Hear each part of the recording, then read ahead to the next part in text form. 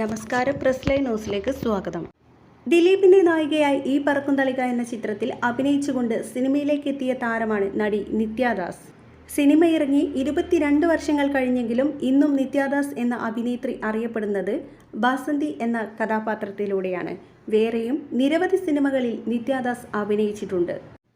ഈ പറക്കും തളിക കഴിഞ്ഞാൽ നിത്യയുടെ പെട്ടെന്ന് ഓർമ്മ വരുന്ന ചിത്രം മോഹൻലാലിന്റെ അനിയത്തിയായി അഭിനയിച്ച ബാലേട്ടൻ എന്ന സിനിമയാണ്.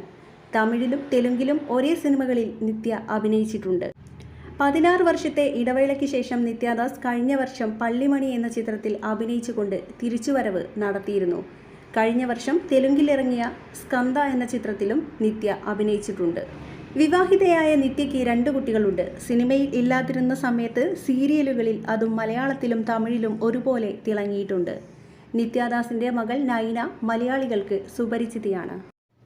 അമ്മയ്ക്കൊപ്പം ഡാൻസ് റീൽസൊക്കെ പങ്കുവയ്ക്കാറുള്ള ഒരാളാണ് നൈന. ഇപ്പോഴിതാ മകൾക്കൊപ്പം വർക്കൗട്ട് ചെയ്യുന്ന വീഡിയോ നിത്യദാസ് ആരാധകരുമായി പങ്കുവച്ചിരിക്കുകയാണ്.